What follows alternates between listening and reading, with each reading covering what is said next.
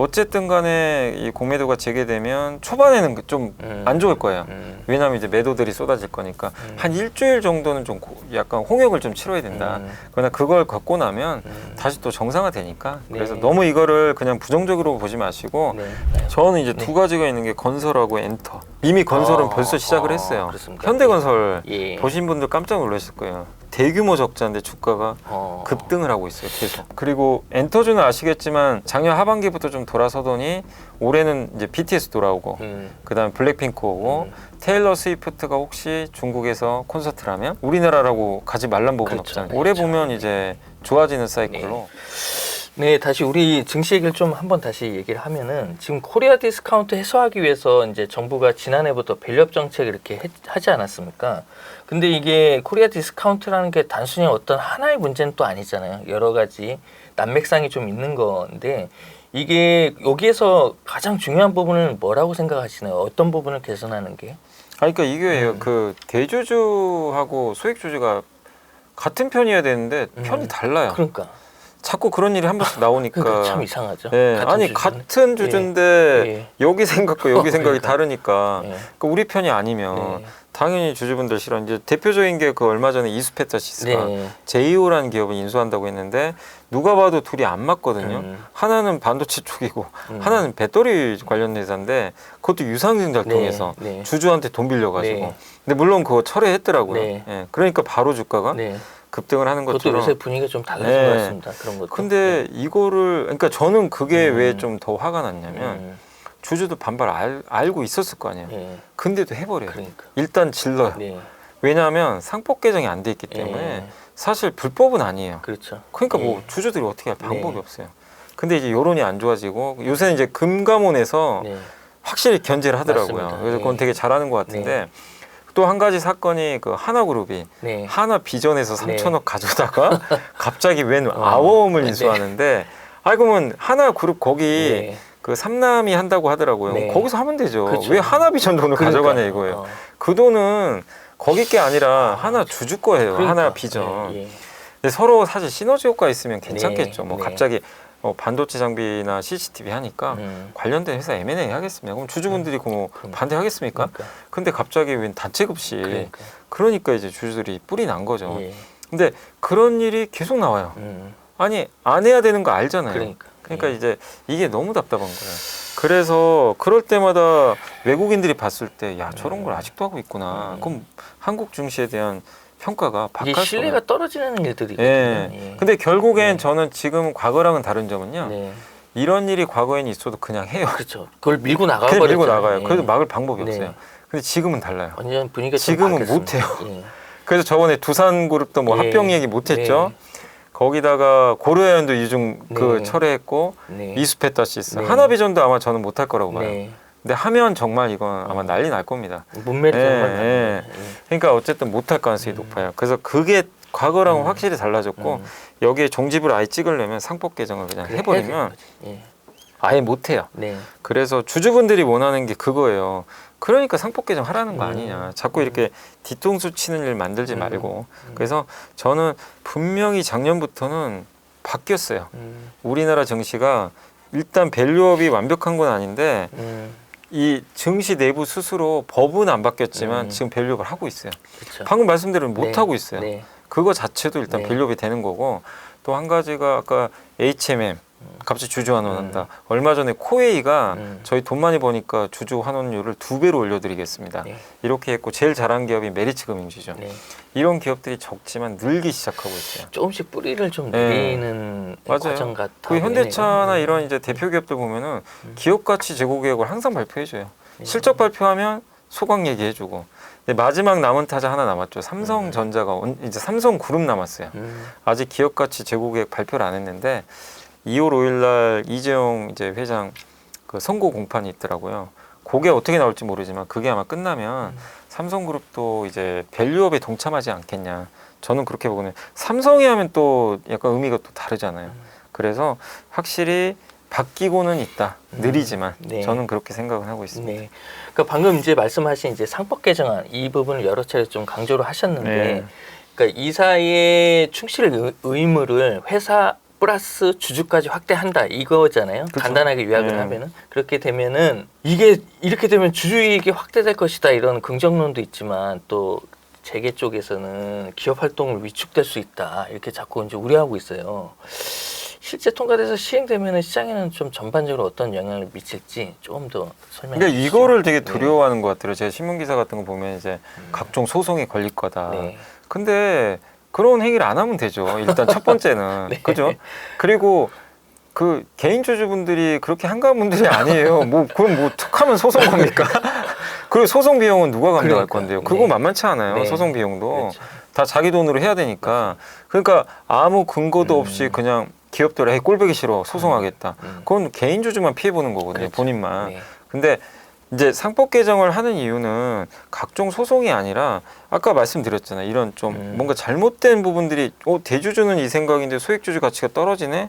그런 거에 제동을 걸겠다는 그렇죠. 거야. 법으로 보호가 되잖아요. 네. 근데 그런 거를 할 때 상법 개정을 일단 하면요. 기업들이 안 할 거 아니에요. 네. 근데 하게 되면 그때 이제 소송을 하겠다는 겁니다. 그렇죠. 그 소송이 많지도 않을 거예요. 네. 그리고 이제 해치펀드가 뭐 공격한다는 이제 음. 그런 것도 있지만 해치펀드들이 어쨌든 공격하는 이유 중에 하나가 이번에 뭐 그 MBK 파트너스도 고려안도 있었지만 아니 기업 가치가 이렇게 낮은데 왜 대주주가 이렇게 올릴 생각을 안 하냐 네. 그런 거에 대한 사실 공격이거든요. 네. 근데 소액주주분들 입장에서 좋죠. 그렇죠. 주가를 올려 예. 그 고려인 주가가 네. 무거운 게 주가가 단기에 3배 올라버렸어요. 그러니까 미친 듯이 올라간 네. 거죠. 네. 그런 일이 많이 나오겠죠. 네. 근데 소액주주 분들 입장에서는 오히려 상법 개정이 돼서 해치펀드나 그런 이제 어떻게 보면 이제 그 가치주 펀드들에서 그런 이제 주주 환원 그런 것들을 이제 요구하는 주주 소환을 자주 보내준다면 네. 오히려 증시가 밸류업 될 수가 있거든요. 그래서 저는 상법 개정이 그 기업들이 물론 뭐 피곤할 수도 있겠지만 어쨌든 우리나라 주식시장이 잘 돼야죠. 네. 잘 돼야 기업도 좋고 네. 미국 사람들이 부러운 게 주식으로 노후 대비를 할 수가 있는데 그러니까. 한국은 못해요. 주식으로 노후 대비를 할 수가 없어요. 노후 대비하려다 뒤통수 맞죠. 네. 근데 그걸 만들어 줘야죠. 네. 그러면 기업들도 이거를 반대만 할 게 아니라 그거에 위반하지 않은 그런 것만 하면 되거든요. 그러니까요. 그러니까 소액주주들이 아니 정말 그렇게 한가하게 맨날 소송할 그런 상황이 아니에요. 네. 그렇기 때문에 저는 어쨌든 그런 부분은 동의를 안 하고 있고 그래서 저는 반드시 상법 개정 돼야 된다 네. 이렇게 생각하고 있습니다. 네. 네, 지금은 이제 국내 증시 저평가가 과거하고 이제 좀 다른 측면이 좀 있지 않습니까? 네. 그래서 코스피 투자 전략을 좀 달리 해야 된다 이런 지적도 있는데 좀 어떻게 생각하시나요? 저는 일단 이제 그 저평가가 분명히 안 좋은 부분이 있어요. 네. 그냥 이제 사이클이 꺾여서 어떤 사이클 때문에 그러면 기다리면 또 올라가니까 네. 근데 지금 과거보다 우리나라 자기자본 이익률이 떨어지고 그다음에 지금 전 세계가 이제 각자 도생 시대로 가다 보니까 자유무역보다는 네. 그래서 이런 거는 구조적인 문제죠. 또 네. 우리나라 인구도 줄고 그렇죠. 그러니까 과거보다는 높은 밸류 받기가 확실히 어려운 건 맞습니다. 그래서 과거랑 달라진 거는 저는 분명하다. 그 뒤에 또 중국도 추격하고 있죠. 예, 이런 구조적인 조건들이 있기 때문에 옛날에 우리나라가 보통 PBR이 1배 정도는 받았잖아요. 네. 지금 0.8배에서 9배 왔다 갔다 하거든요. 그걸 반영해서 그런 거죠. 네. 그러면 영원히 못 가느냐? 음. 그건 아닙니다. 이거를 올리는 방법은 어쨌든 혁신 기업들이 나와주면 돼요. 나와야죠. 예, 그만큼 예. 나오거나 그게 아니면 밸류업 하면 돼요. 네. 밸류업을 하면 어쨌든 또 올라갑니다. 네. 이게 놀라운 게 뭐냐면 꼭 이건 밸류업은 아닌데 어쨌든 일본도 저성장 국가잖아요. 그렇죠. 예. 근데 PBR이 맞습니다. 높아요, 우리보다. 예. 거의 밸류업 정책이 예, 하지 밸류업 않았습니까? 10년 예. 전부터 했었고 그다음에 독일 같은 국가도 마찬가지예요. 음. 독일은 그렇게 저성장이라고 하는데 증시가 사상 최고치예요. 네. 물론 거기에 이 SAP라는 그 클라우드 회사 있죠. 네. 네. 그 회사 시총 1등인데 거의 혁신 기업이잖아요. 네. 이제 AI나 이런 데 네. 들어가니까 그 회사가 시총 1위다 보니까 어쨌든 주가가 사상 최고치예요. 그러니까 우리나라가 일본과 독일의 사례를 보면 답이 나와요. 시총 큰 기업들이 혁신을 보여주면서 성장하면 이게 우리나라 전체 국가의 저성장이어도요. 주식시장 올라가 버릴 수가 있어요. 그 사실 본질이죠. 네, 그거고 본질이죠. 그리고 네. 일본처럼 밸류. 예, 밸류업 이 해야 두 가지. 돼요. 예. 그러면 다시 우리는 재평가도 받는 거예요. 네. 우리가 지금 정답을 다 아는 것 같아요, 네. 사실은. 근데 그게 당장 예. 되는 게 아니라 그렇죠. 예. 근데 뭔가 바뀌곤 있잖아요. 지금 분명히 바이오도 저는 삼성바이오 보면서 깜짝 놀라거든요. 네. 우리나라에 저런 스타일의 기업이 그러니까, 있었나? 예. 파운드를 너무 잘하는 네. 거예요. 그 이 위탁 생산을. 거기다가 지금 약 만들어 달라고 막 예. 줄을 서고 있다. 맞아요. 근데 조만간 세계 1위가 될 것 예. 같고 뒤에선 미국이 도와주고 중국과 하지 말라고 하고 있고 하이닉스도 정말 놀라운 혁신을 지금 보여주고 있는 상황이고 어쨌든 우리 내부적으로도 스스로 지금 밸류업이 시작이 되고 있고 그래서 어쨌든 우리가 위기는 정말 많고 이런 구조적인 문제가 있지만 그러나 많은 국가들이 다 이런 위기 겪었거든요. 근데 우리도 그런 걸 보여준다면 충분히 재평가도 가능하지 않냐. 네네. 이게 좀 희망을 갖고 있습니다. 네. 그럼 투자 전략 관점에서 안전적인 이제 실적과 배당을 기대할 수 있는 이제 방어적 투자 종목에 좀 선별해서 들어가는 거 이런 건 좀 어떤 전략으로 보세요? 이런 것도 괜찮아요. 네. 그러니까 포트의 일부를 네. 반드시 이런 걸 까셔야 돼요. 예. 내가 성장주만 하면 안 되고 네. 100이면 30은 이런 걸 깔고 들어가서 이게 여기 대표적인 게 고배당주들 있죠. 네. 그 다음에 밸류업을 해야 되는데 안 하는 기업들이 있어요. 돈은 많이 버는데 네. 그럼 제2의 코웨이 같은 기업이 또 나올 수도 있어요. 현금은 잘 버는 대표적인 게 그 통신주나 뭐 아니면은 그 은행주도 있을 수도 있고 예. 아니면 현대차도 마찬가지죠. 네. 현대차는 배당은 잘하고 있는데 상대적으로 좀 굉장히 저평가돼 있잖아요. 그러니까 그런 기업들이 이렇게 고배당주들을 좀 깔고 들어가면 어쨌든 연간해서 내가 성장주에서 좀 변동성이 있어도 여기서 만회할 수 있으니까 단 성장은 없더라도 매년 꾸준한 이익을 내는지는 확인하세요. 그렇죠. 예. 그런 산업의 대표 네. 기업을 네. 배당 수익률이 최소 5% 이상이면 5%. 네. 몇 종목 이렇게 깔고 네. 들어가는 거는 오히려 저는 굉장히 좀 바람직한 전략이다 예. 이렇게 생각하고 예. 있습니다. 네, 그러면 올해 턴어라운드가 좀 기대되는 섹터가 어떤 걸 좀 보시나요? 저는 이제 네. 두 가지가 있는 게 건설하고 엔터. 이미 건설은 벌써 시작을 했어요. 그렇습니까? 현대건설 예. 보신 분들 깜짝 놀라실 거예요. 대규모 적자인데 주가가 어. 급등을 하고 있어요. 계속. 하반기 건설 경기에 대한 이 기대도 있고요. 그리고 털어버렸어요. 안 좋은 걸. 실적 그 안 좋은 걸 한 번에 다 예. 털어버려가지고. 그러니까 사실은 털었어야 되는 게 뭐냐면 20년하고 22년에 저가 수저 물량들이 있죠. 중동이라는. 해외죠. 그거 손실이 크거든요. 그 빅베스가 네. 또 했었구나. 빅베스를 해버린 거예요. 아. 그래서 1.7조를 깐 거예요. 아이고. 어마어마하죠. 근데 그날 9%가 오른 거예요. 아. 애널리스트들이 기다리고 있던 거예요. 좀 알았던 것 같아요. 대충 이거 눈치채고 언제 있었죠. 이거 언제 예. 터나. 근데 털어버렸어요. 근데 건설업의 문제점이 그거 같아요. 예. 근데 이제는 보니까 그걸 털고 나니까 예. 몇 년은 이제 괜찮을 것 같은 거죠. 그래서 현대건설이 이제 올라갔고 그리고 올해 뭐 건설 경기 아직은 안 좋지만 네. 금리가 일단 낮아질 거고 그렇죠. 예. 지금 전 세계가 돈 풀 가능성이 높아요. 지금 트럼프도 발언이 뭐죠? 전 세계 통화 정책 우리 따라와야 된다. 그 얘기 뭐예요? 금리 다 낮춰라. 그러면 일단은 자산 가치가 올라가요. 그렇죠. 이건 예. 부동산에 영향을 주면 부동산이 제일 또, 먼저 부동산이죠. 예. 착공이 늡니다. 네. 우리 한국 3년 동안 착공 줄었잖아요. 금리 낮고 부동산 가격이 올라가기 시작하면 건설사들은 일단 다시 들어옵니다. 네. 착공을 할 가능성이 높죠. 자재비도 낮아졌기 때문에 그렇게 보면 건설업을 이제 여기서 더 나쁘게 볼 거는 없는 것 같아요. 워낙 주가가 또 네. 싸니까. 예. 그리고 엔터주는 아시겠지만 작년에 앨범 판매 잘 안 돼가지고 작년 하반기부터 좀 돌아서더니 올해는 이제 BTS 돌아오고 그다음에 블랙핑크 오고 테일러 스위프트가 혹시 중국에서 콘서트를 하면 우리나라라고 가지 말란 법은 그렇죠. 없잖아요. 중국이 어쨌든 내수 배양하는 것 중에 하나가 관광 수입도 있거든요. 근데 우리나라 케이팝 얼마나 인기가 좋아요. 그래서 지난 몇 년간 못 갔잖아요. 네. 콘서트를. 네. 그래서 엔터도 작년에 치약을 받기 때문에 최악이죠. 올해 보면 이제 좋아지는 사이클로 저는 충분히 갈 수 있고 또 한 가지 뭐 반도체도 턴어라운드죠. 작년 하반기 좀 안 좋았잖아요. 근데 이제 올해 하반기에는 좀 좋아질 거다. 그러니까 이런 세 가지 섹터가 저는 대표적으로 좀 올해 턴어라운드하는 섹터로 보고 있습니다. 아, 그렇군요. 네, 코스닥이 이제 지난해 코스피보다 낙폭이 좀 더 컸지 않습니까? 이제 올 상반기에는 좀 되돌림이 좀 나타날 수 있을까요? 네, 코스닥은 벌써 이제 연초에 더 좋은 성과를 내고 있고 작년에 뭐 너무 안 좋았죠. 뭐 배터리 주들이 좀 안 좋은 것도 있었고 또 수급이 개인 투자분들도 많이 이탈된 부분도 있다 보니까 네. 좀 안 좋았는데 다만 이제 올해는 그래도 알테오젠 같은 바이오 기업이 일단 선두를 쓰면서 좋고 반도체도 따라오고요. 또 거기에 지금 2차 전지도 작년처럼 막 급락할 것 같지는 않아요. 네. 이 작년에 워낙 빠져났기 때문에 네. 그러면 결국 반도체, 바이오, 배터리가 코스닥에서 제일 중요한 섹터거든요.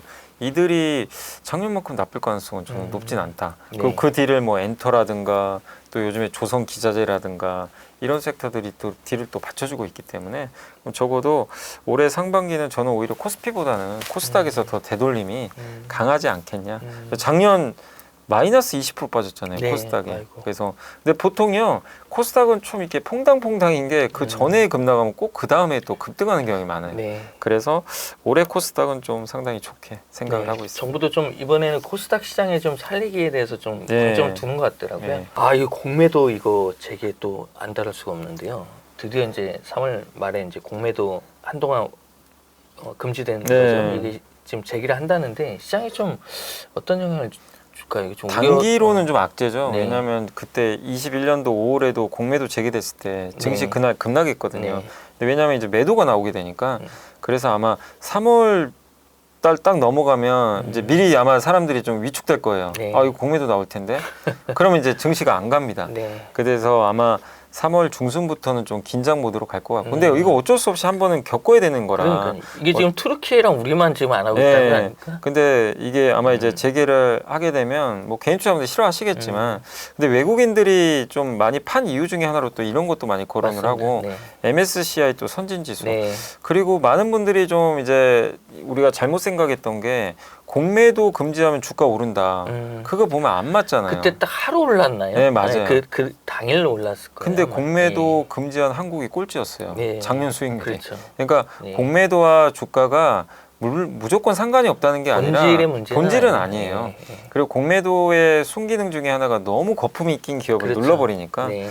그런 좀 순기능도 있는데 어쨌든 간에 이 공매도가 재개되면 초반에는 좀 안 좋을 거예요.